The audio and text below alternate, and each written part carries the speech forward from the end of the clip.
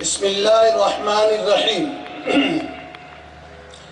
سبحانك لا علم لنا إلا ما علمتنا إنك أنت العليم الحكيم سبحانك لا فهم لنا إلا ما فهمتنا إنك أنت الجواد الكريم رب اشرح لي صدري ويسر لي أمري واحلل عقدة من لساني يفقهوا قولي اما بعد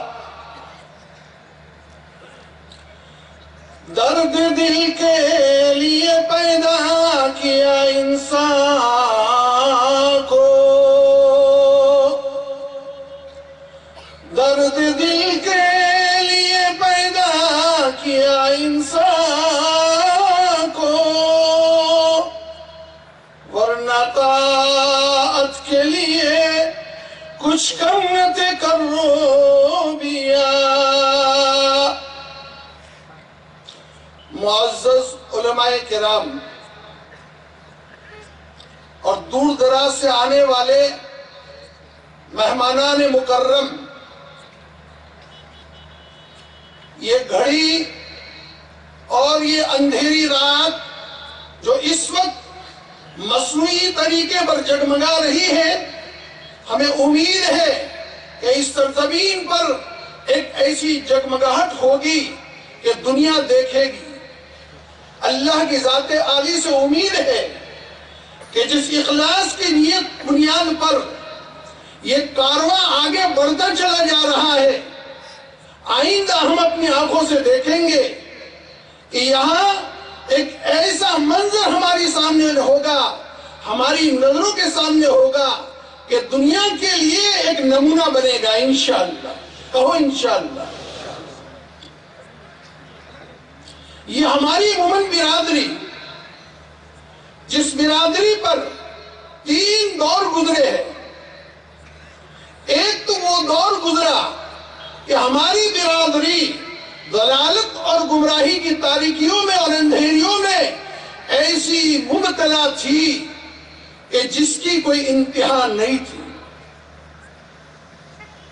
اللہ کا فضل اور کرم کہ اکابرین کی نظر کرم ہماری اس برادری پر پڑی اور ضلالت اور گمراہی کی تاریکیوں سے اس قوم کو نکالا۔ اور ظاہر بات ہے جب انسانیت میں دین آتا ہے تو فقر دور ہو جاتا ہے، ضلالت اور گمراہی دور ہو جاتی ہے اور فقیری سے نکل کر مالداری کی طرف منتقل ہوتے ہیں۔ اور ایک دور اس برادری کا یہ حال کا ہے جو ہم اپنی نظروں سے دیکھ رہے ہیں کہ ہم کیا تھے اور اللہ تعالیٰ نے دین کی برکت سے ہمیں کہاں پہنچایا۔ اس برادری کا ڈنکا پوری دنیا میں بجا۔ سن 1962 میں جب حضرت مولانا یوسف صاحب رحمت اللہ علیہ دارالعلوم چھابے کے اجتماع میں تشریف لائے تھے، اس وقت ہماری برادری پر اپنی غائرانہ نظر ڈالی تھی اور برادری کے بارے میں آپ کی یہ پیشین گوئی فرمائی تھی کہ یہ قوم پوری دنیا کی امام بن سکتی ہے۔ کیا دیکھا ہوگا حضرت کی دور بھی آنکھوں نے، اور حقیقت میں ہماری اس برادری میں ایسے افراد بنے ہیں کہ جن کو دنیا نے تسلیم کیا۔ اگر دعوت و تبلیغ کے میدان میں اگر ہم یاد کریں تو حضرت مولانا عمر صاحب رحمت اللہ علیہ کو اللہ تعالیٰ ان کو غریق رحمت فرمائے، دنیا نے پہچانا، ملکوں میں جماعتیں گئی۔ ہماری برادری کی جماعتیں جس ملک میں چلی گئی کہ بھائی یہ مولانا عمر صاحب رحمت اللہ علیہ کی برادری کے لوگ ہیں، ہمارے قدموں میں سب کچھ نشاور کر دیتے تھے اور محبت کی نظروں سے دیکھتے تھے۔ یہ انعام کس کی طرف سے ملا؟ اللہ کی طرف سے، جب ہم دین میں لگے۔ اور ایسا محدث اعظم جس کی حدیث کے درس کی گنگناہٹ پوری دنیا میں سنائی دینے لگی، جس سے میری مراد حضرت مفتی سعید احمد صاحب نور اللہ مرکزہ، جن کو کورونا نے نگل لیا، کورونا نے نگل لیا،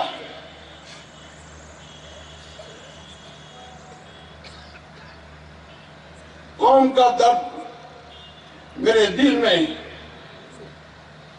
روتے ہوئے آپ حضرات کے سامنے کہہ رہا ہوں کہ ہماری برادری کو حضرت مولانا نذیر احمد صاحب رحمت اللہ علیہ نے سنبھالا۔ حضرت کے تشریف لے جانے کے بعد حضرت مولانا اکبر میاں صاحب رحمت اللہ علیہ نے ہماری برادری کو سنبھالا۔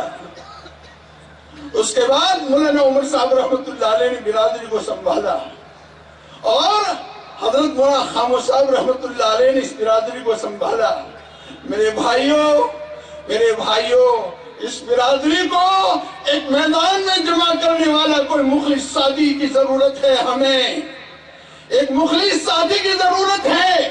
دور سن 1984 سے نظر ڈالتا چلا جا رہا ہوں، جب سے میں نے بمبئی میں قدم رکھا، لیکن میرے بھائیوں، ہمارے پاس ایسی کوئی شخصیت نہیں ہے کہ جس پر ہماری قوم متحد ہو جائے اور ہم ایک میدان میں آ کر کے دنیا کی انسانیت کے لیے نمونہ بن جائے۔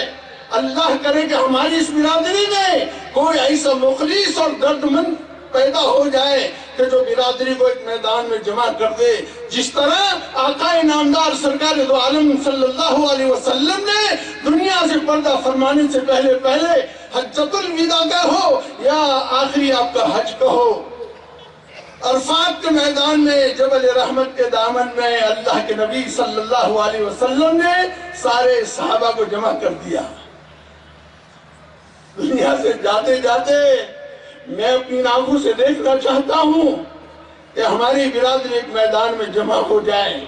پھر دیکھو اللہ تعالیٰ کی کیسی نظر کرم ہماری اس برادری پر پڑتی ہے۔ چند دنوں پہلے میں نے ہمارے گھر پر ایک مولانا تشریف لائے تھے، مجمع میں موجود ہے، اللہ ان کو جزائے خیر عطا فرمائے۔ میں نے حضرت سے سوال کیا کہ ہماری برادری میں کوئی ایسا مخلص بندہ ہے کہ جس برادری پر ہماری قوم متحد ہو جائے؟ تو حضرت نے برجستہ یہ کہا، مولانا یہ ہاسپٹل جو بننے جا رہا ہے نا، یہ ہاسپٹل ہماری برادری کو ایک میدان میں جمع کرنے کے لیے انشاءاللہ کافی ہو جائے گا۔ کہو انشاءاللہ۔ میرے بھائیوں، میں اپنی بات کو طویل کرنے سے پہلے جو حال گزر رہا ہے، اللہ نے کہاں سے کہاں پہنچایا، ضلالت اور گمراہی کی اندھیریوں سے نکال کر دین کے ماحول میں جو حضرت مولانا نذیر احمد صاحب رحمت اللہ علیہ نے ہم کو پہنچایا، اس کے بعد جو دنیا کے دروازے ہمارے پر کھلے ہیں، السابقون الاولون میں سب سے پہلے گٹھامن کے احباب بمبئی کے راستے پر چلے، یکے بعد دیگر ہمارے دوسرے جہاتوں کے لوگ بمبئی اپنی ذریعہ معاش کے لیے پہنچے۔ انہوں نے پورا اپنی برادری کو ساتھ دیا۔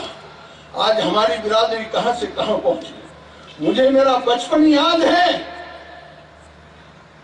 کہ ہمارے کپڑوں پر پیوند لگے ہوئے رہتے تھے، آپ نے بھی دیکھا ہوگا، لیکن آج ہمارے بچے اور آپ کی نسلیں کس حال میں جی رہی ہیں۔ نلیوں والے مکان، نیچے پلاسٹر بھی ہم نے نہیں دیکھا تھا، لیکن آج ہماری نوجوان نسلوں نے سنگ مرمر کو دیکھا، اٹالین ماربل کو دیکھا، اور کیسے کیسے مکانوں میں اور اسی میں ہم لوگوں نے رہنا شروع کیا۔ میرے بھائیوں، خلق خدمت کا شعبہ ہماری برادری میں آج تک خالی ہے۔ حضرت مولانا احمد علی صاحب مفسر قرآن رحمت اللہ علیہ سے ایک مرتبہ ایک ساتھی نے سوال کیا کہ حضرت قرآن کریم کا خلاصہ بیان فرمائیے، تو حضرت نے قرآن کریم کا خلاصہ 4 باتوں میں بیان فرمایا۔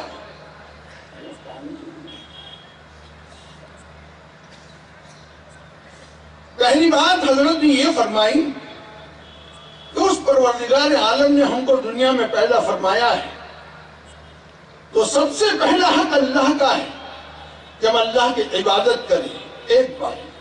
دوسری بات، حضرات انبیاء کرام علیہ السلام کی جتنی شخصیات دنیا میں مبعوث فرمائی گئی، انسانوں کے ٹھاٹھے مارتے ہوئے سمندر کو ہدایت کے راستے پر ڈالنے کے لیے ان انبیاء کرام علیہ السلام کو دل سے محبت کریں، ان کی اتباع کریں۔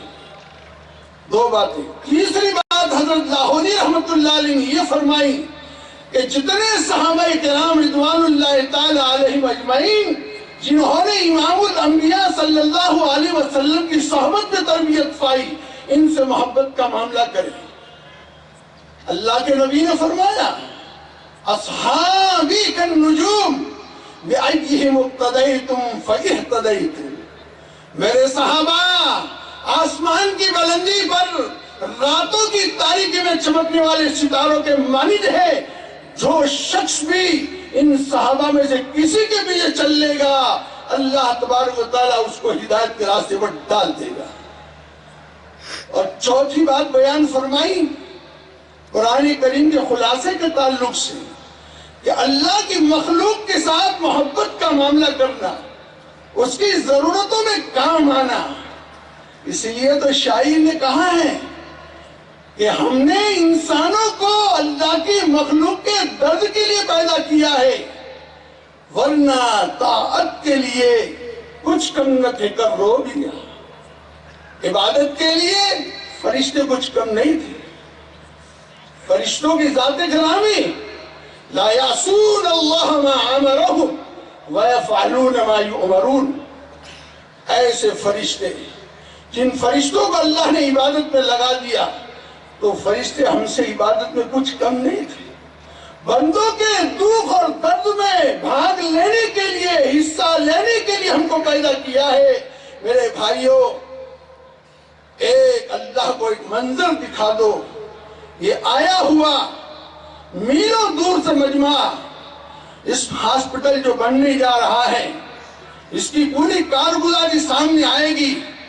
اس ہاسپٹل کی کیا نوعیت ہوگی وہ ڈاکٹر حضرات ہی بتا سکتے ہیں، یہ ہماری بس کا روگ نہیں ہے۔ لیکن میرے بھائیوں، اس پروردگار عالم کو یہ مجمع خوش کر دے، اپنے ان داہنے ہاتھوں کو اونچا کر کے کہ کیا یہ ملٹی اسپیشلٹی ہاسپٹل اس زمین پر بننی چاہیے یا نہیں بننی چاہیے، ذرا اللہ کو تائید کر کے اپنا ہاتھ اٹھا کے سارا مجمع دکھا دے تاکہ آسمان کی بلندی پر رہنے والے فرشتے دیکھیں۔ اٹھاؤ میرے بھائیوں، بوڑھے اٹھائیں گے تو ان کے بوڑھوں کے بڑھاپے پر اللہ تبارک و تعالیٰ نظر کرم فرمائیں گے۔ جزاک اللہ خیرا فی الدنیا والآخرہ۔ آپ نے ہاتھ اٹھا لیا، دل کو تسلی ہے۔ لوگ کہتے ہیں کہ کیسے بنے گا؟ میرے بھائیوں، جیسے یہ زمین اللہ کے غیبی خزانے سے ملی ہے اور ہاسپٹل کی تعمیر کے لیے بھی اللہ اپنے غیبی خزانے سے ہم سب کا کنیکشن فرما کر اسباب کے درجے میں ہم کو استعمال کر دے گا۔ کہو انشاءاللہ۔ میرے بھائیوں بزرگوں، بس زیادہ کہنے کی ضرورت نہیں ہے، آپ حضرات دعاؤں کا خاص اہتمام کریں کہ جو کارواں اس ہاسپٹل کو لے کر کے عزم کیا ہے، اللہ ان کے اخلاص میں زیادہ سے زیادہ برکت والا معاملہ فرمائے اور اللہ تعالیٰ ان بزرگوں کو صحت عطا فرمائے۔ جیسے خادم لال پوری صاحب نے ہمارے سامنے بیان فرمایا، یہ جگہ کا اللہ کے غیبی خزانے سے مل جانا ان مخلصین احباب کی کرامت ہے، ان مخلصین احباب کی کرامت ہے۔ جو آدمی قبر سے ارادہ لے کر کے نکلتا ہے اس کے پیچھے کارواں بنتا چلا جاتا ہے۔ میرے بھائیوں، اللہ نے ہمیں بیدار کیا ہے۔ آج تک ہم لوگ غفلت کی نیند سوئے ہوئے تھے، لیکن یہ کورونا کے ماحول نے ہم کو بیدار کیا ہے۔ اب غفلت کی نیند سونے سے اللہ ہماری برادری کی خصوصاً اور عموماً پوری امت مسلمہ کی حفاظت فرمائے۔ وآخر دعوانا ان الحمدللہ رب العالمین۔